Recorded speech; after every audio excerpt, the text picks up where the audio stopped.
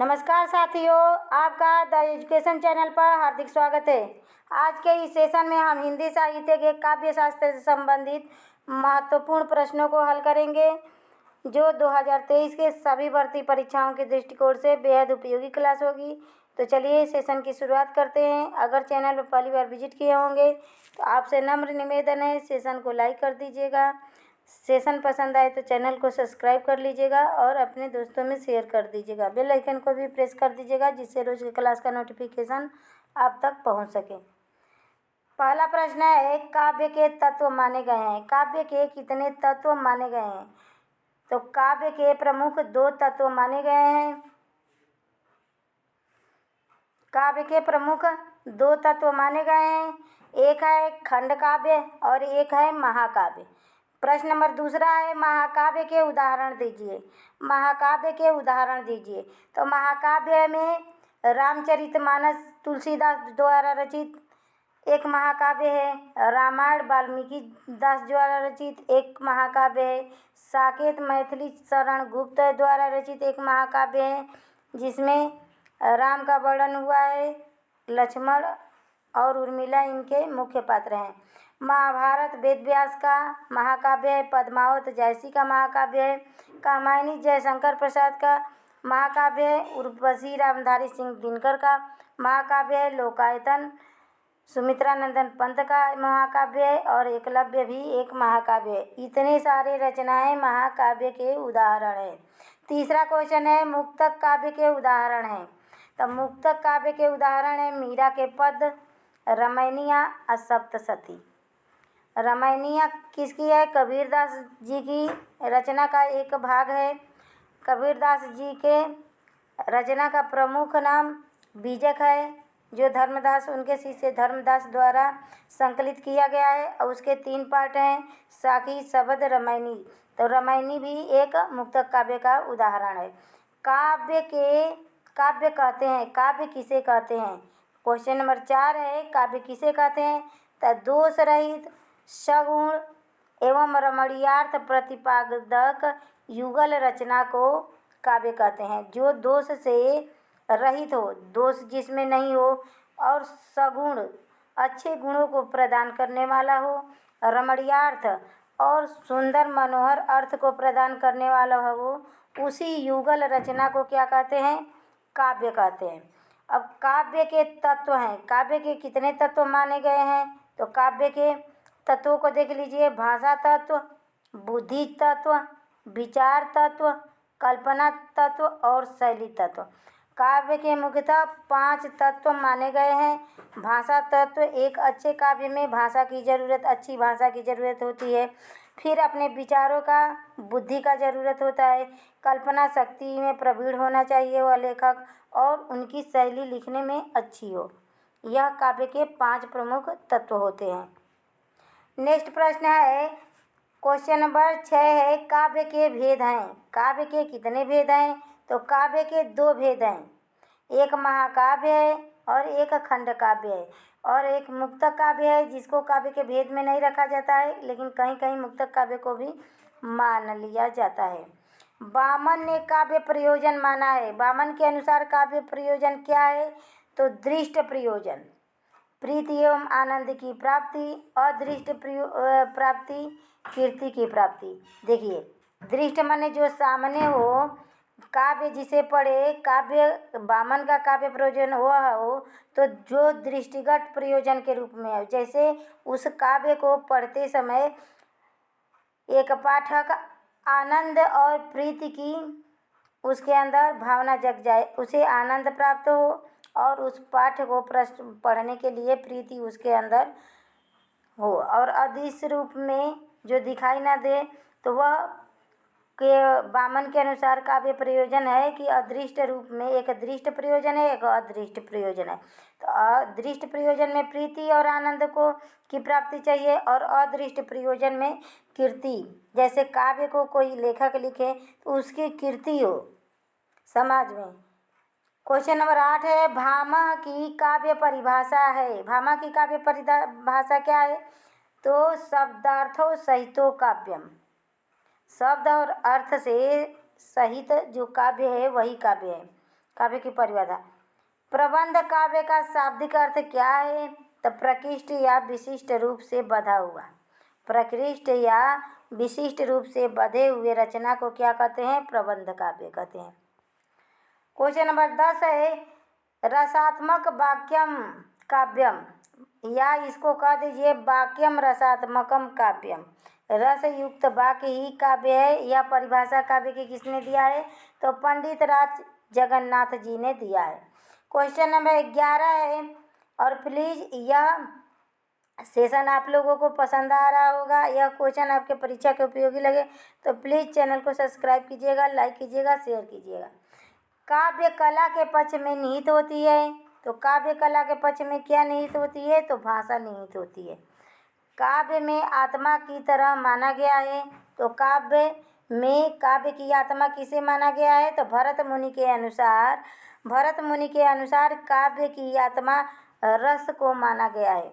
रस को माना गया है भरत मुनि के अनुसार काव्य की आत्मा। क्वेश्चन नंबर 13 है 200 शब्दार्थों सगुण अलंकार कृति पुनः क्वापि। यह परिभाषा किसकी है? तो यह परिभाषा आचार्य मम्मट की है। काव्य के तत्व विभक्त किए गए हैं। काव्य के कितने तत्व विभक्त गए हैं? तो काव्य के प्रमुख 4 तत्व विभक्त किए गए हैं, रस, शब्द, अलंकार और भाषा। क्वेश्चन नंबर 15 है कवि दंडी ने काव्य के भेद माने हैं। तो कवि दंडी ने काव्य के 3 भेद माने हैं। क्वेश्चन नंबर 16 है रमणीयार्थ प्रतिपादकम शब्दम काव्यम। काव्य की यह परिभाषा किसने दिया है? तो आचार्य जगन्नाथ ने। क्वेश्चन नंबर 17 है काव्य के रूपों में दृश्य काव्य है। तो दृश्य काव्य रूप में हम लोग नाटक को मानते हैं जिसका मंचन हो सकता है। काव्य प्रयोजन की दृष्टि से मत सर्वमान्य है। सर्वमान्य मत काव्य की प्रयोजन की दृष्टि से सर्वमान्य मत किसका है? तो मम्मट का है। मम्मट आचार्य मम्मट का है। काव्य प्रयोजन में प्रमुख माना जाता है। तो काव्य प्रयोजन में प्रमुख आनंदानुभूति माना जाता है। आनंद की अनुभूति माना जाता है काव्य प्रयोजन का मुख्य। काव्य रचना का प्रमुख कारण क्या होता है? तो प्रतिभा होता है। और कारण को क्या कहते हैं? काव्य की भाषा में हेतु कहते हैं। तो काव्य की रचना का प्रमुख कारण या हेतु किसे माना जाता है? तो प्रतिभा को माना जाता है। क्वेश्चन नंबर 21 है महाकाव्य और खंडकाव्य में समान लक्षण है। महाकाव्य और खंडकाव्य का समान लक्षण क्या है? तो कथानक उपस्थापन एक जैसा होता है। महाकाव्य और खंडकाव्य में कथानक और उपस्थापन एक जैसा होता है। क्वेश्चन नंबर 22 है काव्य रचना के सहायक तत्व हैं। काव्य रचना के सहायक तत्व क्या हैं? तो वर्ण विषय जिसे भाव कहते हैं, अभिव्यक्ति पक्ष जिसे कला कहते हैं, आत्म पक्ष। मम्मट के काव्य प्रयोजन है। तो मम्मट के काव्य प्रयोजन देख लीजिए यश की प्राप्ति। काव्य प्रयोजन का क्या अर्थ है? कि काव्य हम लिखें उसका हमारा क्या उद्देश्य है, क्या प्रयोजन है?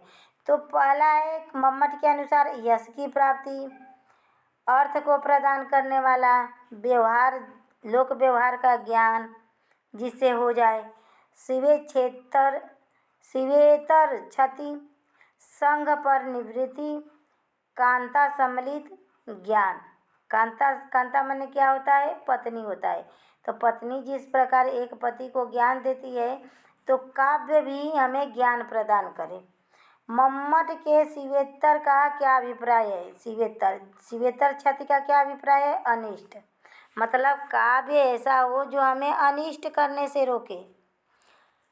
सगुण अलंकार सहितम दोष रहितम सगुण अलंकार सहित दोष सहित जो दोष रहित होगा, दोष रहित जो होई, यह काव्य परिभाषा किसने दिया? तो आचार्य चिंतामणि ने। और चिंतामणि को आचार्य रामचंद्र शुक्ल ने रीतिकाल का प्रवर्तक माना। क्वेश्चन नंबर 26 है भारतीय काव्य शास्त्र के अनुसार काव्य के कितने तत्व हैं? तो भारतीय काव्य शास्त्र के अनुसार काव्य के 5 तत्व हैं। शब्द और अर्थ तत्व, रस और रस तत्व, गुण तत्व, अलंकार तत्व और दोष रीति। दोष और रीति। आधुनिक कवियों ने काव्य प्रयोजन में क्या विचार दिए? तो ज्ञान का विस्तार हो। काव्य लिखने से क्या हो? हमारे ज्ञान का विस्तार हो, हमें मनोरंजन की प्राप्ति हो, लोक मंगल की कामना हो और एक उपदेश देने वाला हो। एक काव्य क्या हो? उपदेश देने वाला हो। खंड काव्य, जैसे एक झांसी की रानी कविता देख लीजिए, वो काव्य कैसा है? उसको पढ़ने पर जो अमात्रिक होगा, जिसे अपने मातृभाषा या अपने देश से प्रेम नहीं होगा, उसके हृदय में भी प्रेम की भावना जग जाएगी। तो उपदेश देने वाला हुआ ना काव्य। खंड काव्य में सर्ग खंड होते हैं, तो खंड काव्य में 7 से कम सर्ग होते हैं या अध्याय होते हैं, और महाकाव्य में 8 से अधिक अध्याय को महाकाव्य की श्रेणी में रखा जाता है। शैली के आधार पर काव्य का भेद बताइए। तो शैली के आधार पर काव्य का 3 भेद होता है: गद्य काव्य, पद्य काव्य और गद्य पद्य मिलाकर मिश्रित चंपू काव्य। दृश्य काव्य के भेद हैं। तो दृश्य काव्य के भेद क्या हैं? रूपक हैं और उपरूपक हैं। क्वेश्चन व्यक्ति से महाकाव्य का प्रधान रस होता है।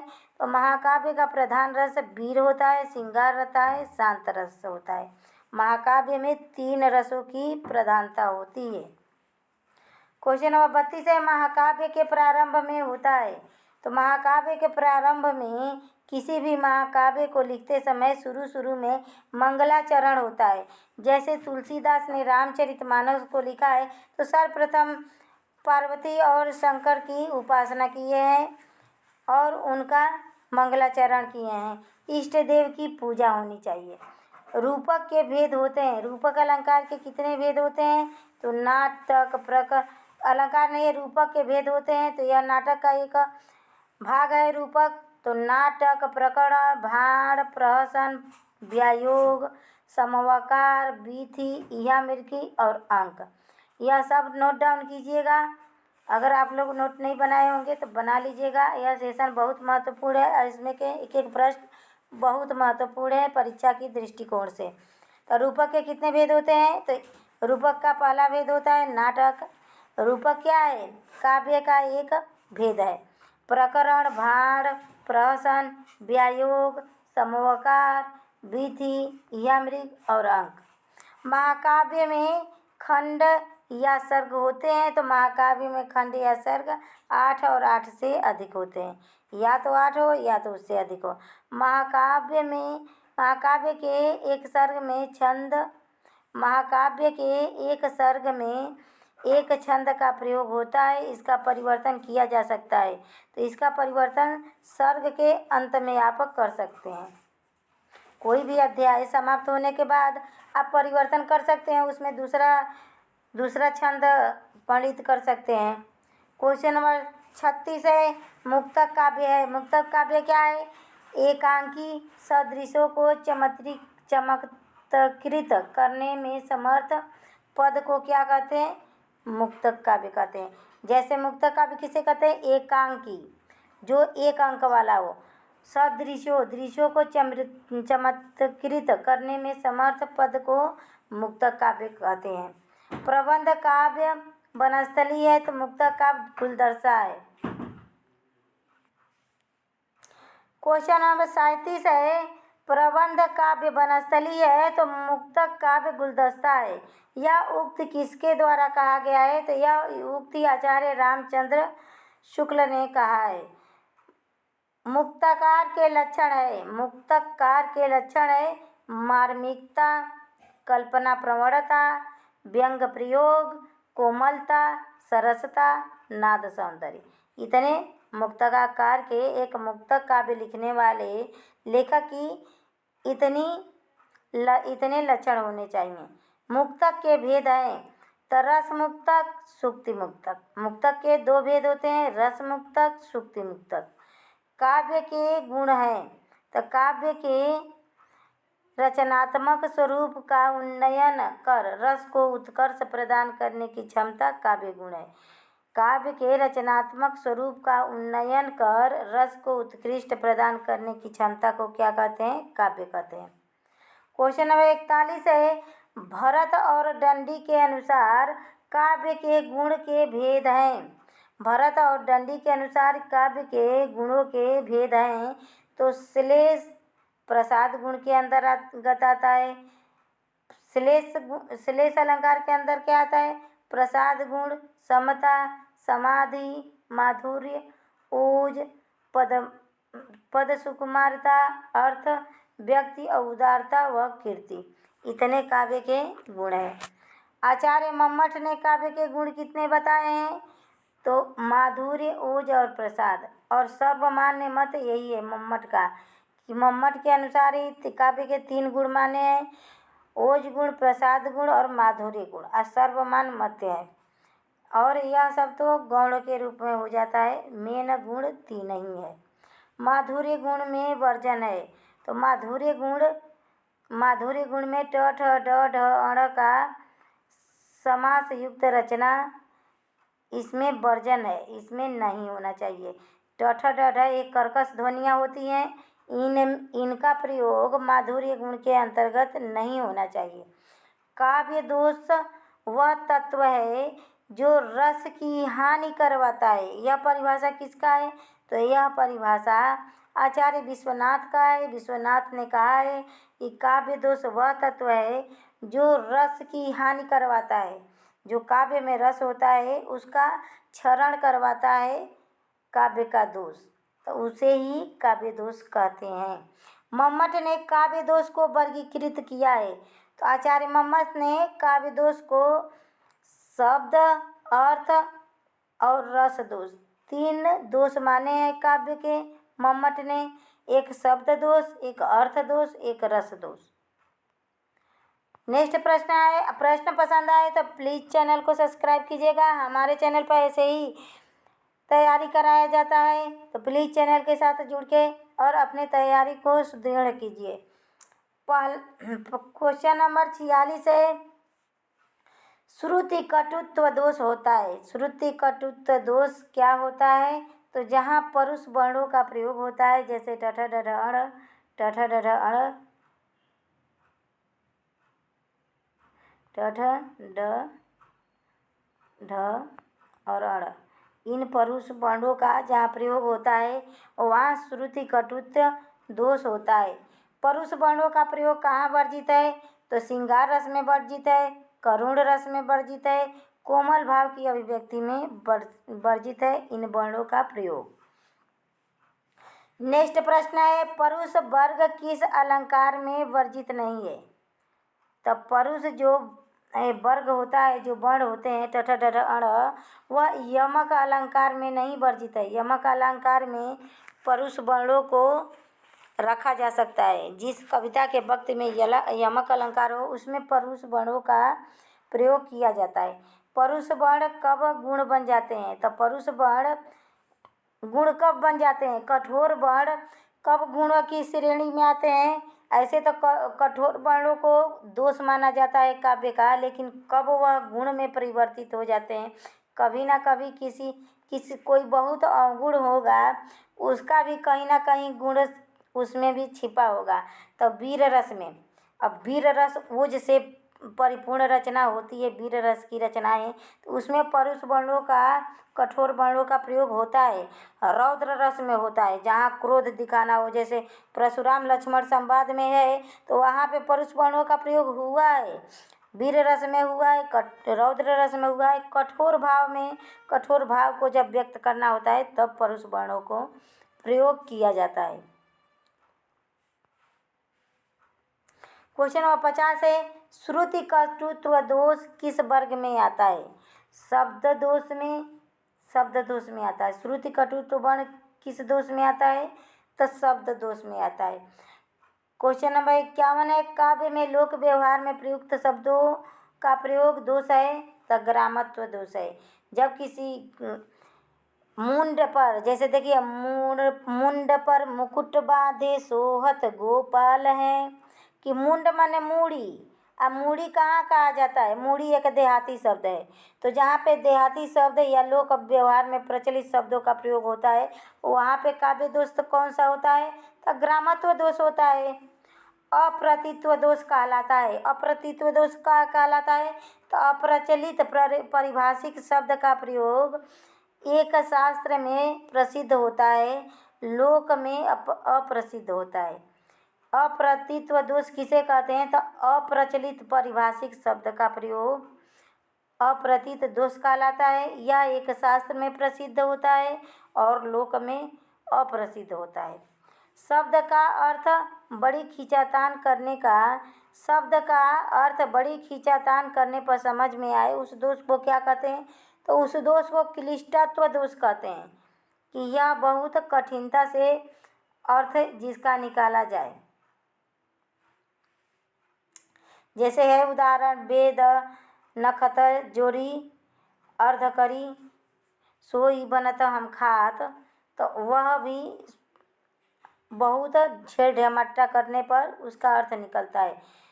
देखिए आ ही गया, वेद नखत ग्रह जोरी अर्ध करी सोई बनत हम खात में दोष है। तो 40 देखिए, वेद कितने होते हैं? 4 होते हैं। नक्षत्र कितने होते हैं? 27 होते हैं। ग्रह कितने होते हैं? 9 होते हैं।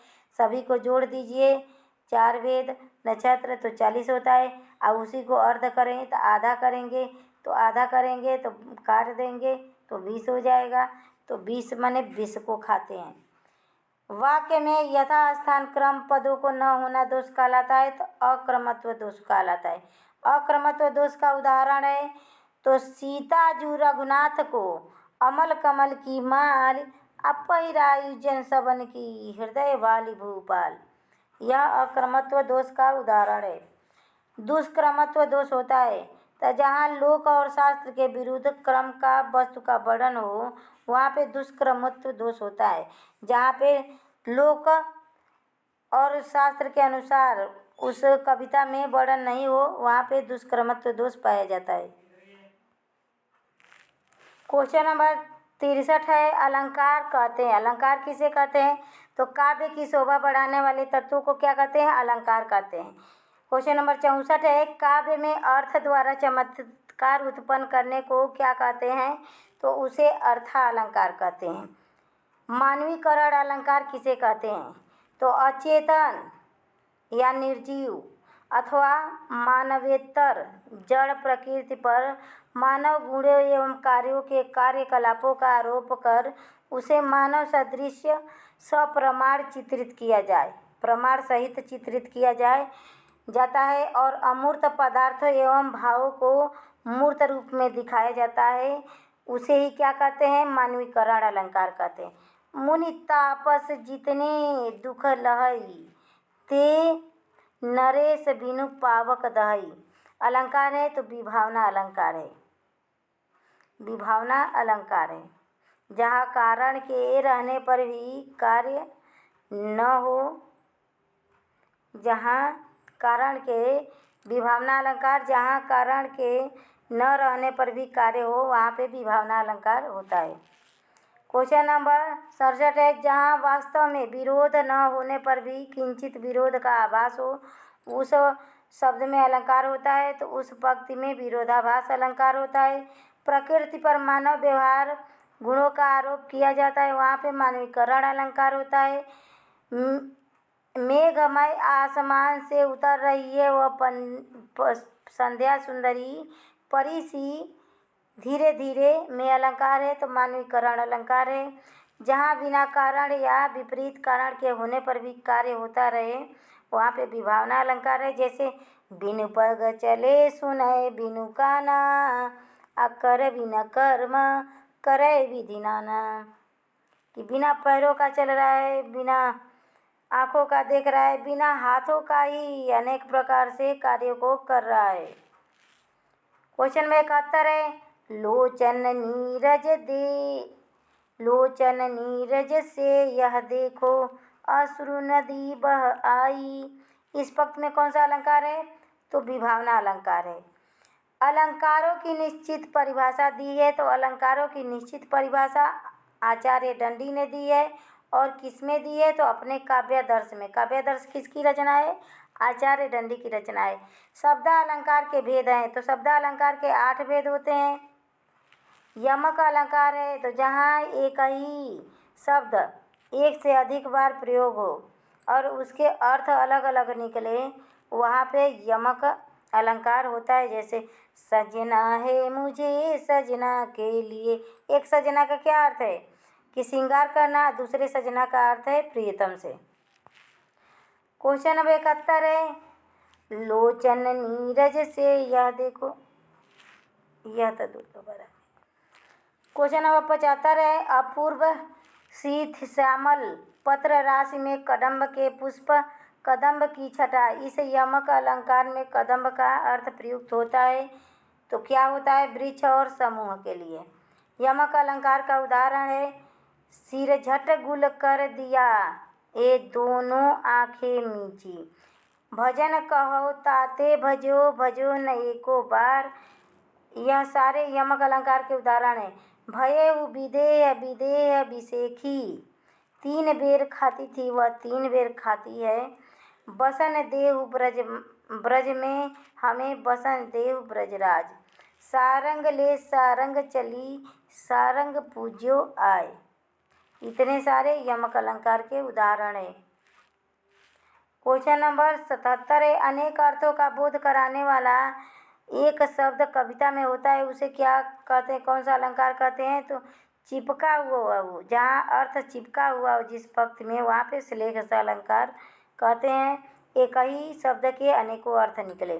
श्लेष अलंकार के उदाहरण बता दीजिए। तो श्लेष अलंकार के इतने सारे उदाहरण है, जो घनीभूत पीड़ा सी मस्तक में स्मृति छाई, दुर्दिन में आंसू बन कर वह आज बरसने आई, चली रघुबीर सिली मुखधारी, पानी गए न उबरे मोती मानुष चून, नवजीवन दो घनश्याम हमें, सुबरन को ढूंढे पड़े कवि व्यभिचारी चोर। यह सब श्लेष अलंकार के उदाहरण है। क्वेश्चन नंबर 79 है, सौंदर्यम अलंकार उक्ति किसकी है? आचार्य वामन की है। किसी प्रस्तुत वस्तु की उसके विशेष गुण, क्रिया, स्वभाव आदि की समानता के आधार पर अन्य अप्रस्तुत समानता से स्थापित किया जाए तो उसे में अलंकार होता है। तो उसमें उपमा अलंकार होता है। उपमा के अंग हैं, उपमा के 4 अंग होते हैं। उपमेय जो वस्तु प्रस्तुत हो, उपमान जो वस्तु अप्रस्तुत हो, दिखाई न दे, तो उपमेय से उपमान की तुलना किया जाए। वाचक शब्द होता है और साधारण धर्म।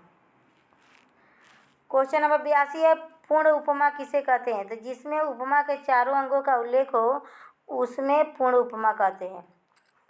जैसे उपमेय, उपमा, साधारण धर्म, वाचक शब्द, चारों जिसमें मौजूद हो जिस कविता के पंक्ति में, वहाँ पे पूर्ण उपमा होता है। लुप्त उपमा किसे कहते हैं?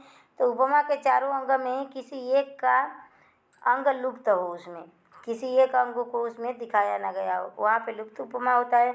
आप पूर्ण उपमा के उदाहरण दीजिए।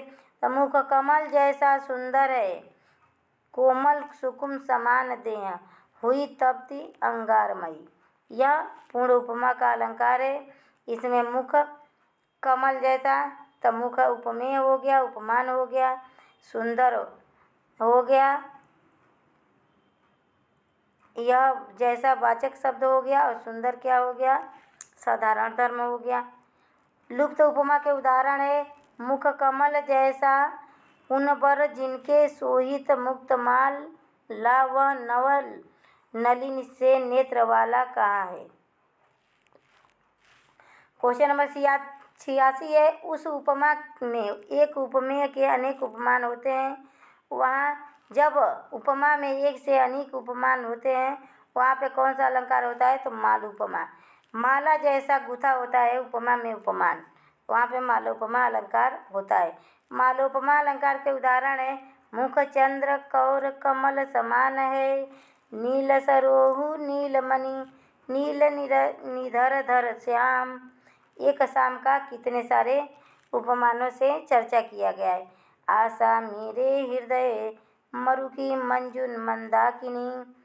उपमेय और उपमान की संभावना को अलंकार कहते हैं, तो उत्प्रेक्षा अलंकार कहते हैं। उपमेय में उपमान की संभावना अभिव्यक्ति के क्या शब्द होते हैं? तो मानो, मनो, जानो, जनो। क्वेश्चन नंबर 90 है, उत्प्रेक्षा रूपक उपमा किस कारण अलग होते हैं? तो संभावना के कारण। उत्प्रेक्षा अलंकार के उदाहरण हैं, तो मानो दो तारे क्षितिज जाल से निकले हैं, शरद इंदिरा के मंदिर की मानो कोई गैल रही, देख कर इस मृदुर मुस्कान मानो हंसी। सब में मानो मानो आ रहा है, वाचक सब समझ जाइएगा। उत्प्रेक्षा अलंकार है। विदु के वियोग के विकुल मुख, नव जलसा रहा अपना उर, जलती थी तपा सदृश, पथ की रज बनी भौर। यह सब उत्प्रेक्षा अलंकार के उदाहरण हैं। क्वेश्चन नंबर 92 है, उत्प्रेक्षा अलंकार के भेद हैं, तो वस्तु उत्प्रेक्षा, हेतु उत्प्रेक्षा, फल उत्प्रेक्षा।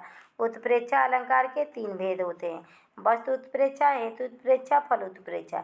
एक वस्तु दूसरी वस्तु की संभावना की जाए, एक वस्तु में दूसरी वस्तु की संभावना की जाए और एक वस्तु दूसरे वस्तु मान लिया जाए, वहाँ पे अलंकार होता है, तो वस्तु उत्प्रेक्षा होता है। वस्तु उत्प्रेक्षा अलंकार के उदाहरण दीजिए।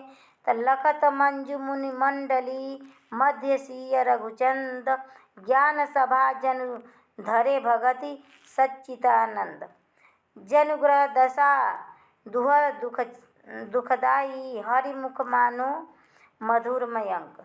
यह सब वस्तु उत्प्रेक्षा के अलंकार के उदाहरण है। क्वेश्चन नंबर 95, हेतु उत्प्रेक्षा कहाँ पाया जाता है? तो इसमें अहेतु में हेतु की संभावना की जाती है, जो नहीं है उसे भी हेतु मान लिया जाता है, वहाँ पे हेतु उत्प्रेक्षा होता है। हेतु उत्प्रेक्षा अलंकार के उदाहरण देख लीजिए। अरुण भाये कोमल चरण, भुवि चलिए मानु, मुख सम नहीं याते मनु, चंदई छाया छाय, मुख सम नाही यते कमल, मनु जल रहो छिपाई, सोवत सीथ नाथ के भृगु मुनिदिनि लात, वह मुख देख पांडु सा, पढ़कर गया चंद पश्चिम की ओर। इतने हेतु उत्प्रेक्षा अलंकार के उदाहरण है। नेक्स्ट देखिए क्वेश्चन नंबर 97, फल उत्प्रेक्षा अलंकार कहते हैं, तो अफल में फल उद्देश्य की संभावना की जाए, जिसमें अफल है लेकिन फल की इच्छा किया जाए, उसमें फलोत्प्रेक्षा होता है। फलोत्प्रेक्षा का उदाहरण देखिए लीजिए।